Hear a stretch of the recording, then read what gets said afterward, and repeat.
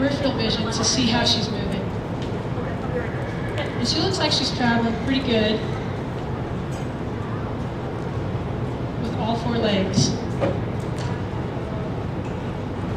And I haven't seen this horse before, so is this pretty good? Does this look normal?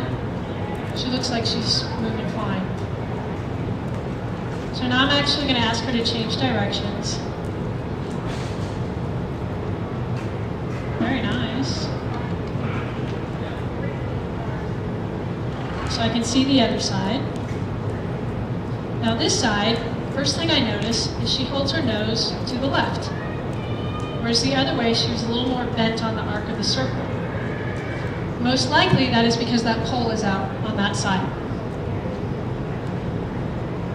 So she's going to be a little stiffer. See how she's flatter on this side? And it's very, very subtle. So when she goes around, you guys see how from her pole down through her neck and her shoulders, through her rib cage, it's very flat on this side.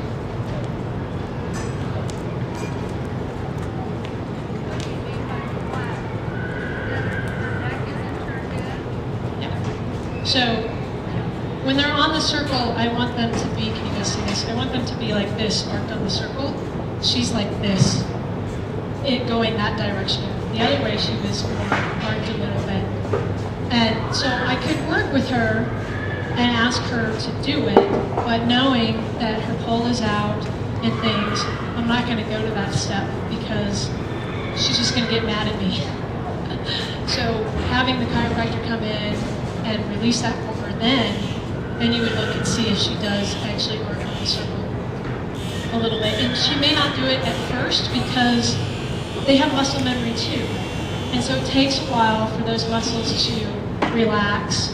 And so you can go in and you can massage or you can do energy healing to help, imagine those muscle fibers unwinding and just relaxing. And then you'll start to see a difference. And, they need to know too that it doesn't hurt anything. Because they're thinking, oh, it's hurting, so I'm going to hurt myself. So like any of us that have had an injury, we're compensating for a broken toe or whatever, and we're just kind of walking around with a limp. And then pretty soon we have to, do I really need to do that? Is it going to hurt? And you just gradually progress. So they're the same way. So we're just working them through it once, letting them know that, you know what, you're not in pain anymore, and it's okay. So that exercise, and you can do walk, trot, canter, you can do other things to get a feel for, how she's moving. And we'll see if she would be willing to go in a trot for me.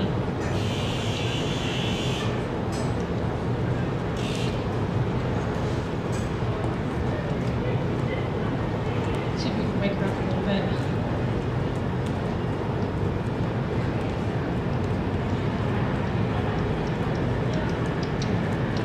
I'm stuck in my clothing. Up. Does she know verbal commands?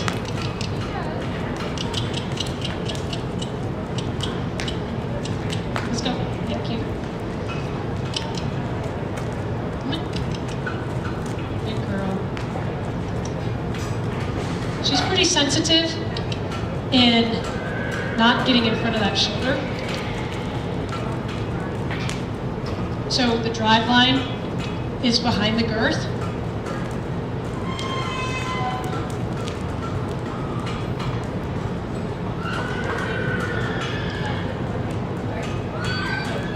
So that looks pretty good. Let's see how she does the other way.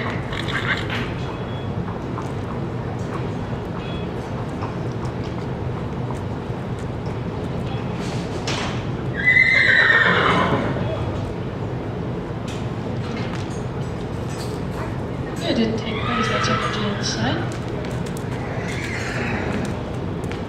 So now you can see when the horse is compensating somewhere, it gets magnified the faster they go. So I don't know if you can see that she's a lot flatter on this side. I mean, we're kind of making an oblong shape instead of a circle. And her movements, And she's not a steady rhythm, a steady fluid. It looked like something was going on. And it could be the rocks too, in here.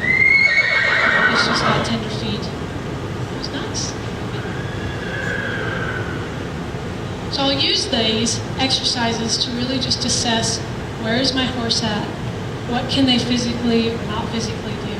And by working with them, 3, 4, 5 days a week, you can really get a sense for what is normal for your horse and what isn't normal for your horse. And when you understand what the normal line is, then you're going to be able to pick up really quickly if something's off, just in doing these movements. And if you don't have time to ride, you can still go out and just do these little exercises just to get them out, because they want to be with us. They want to be out, and just walk them a little bit, get a little bit of movement on them, and see how they're doing. Any questions?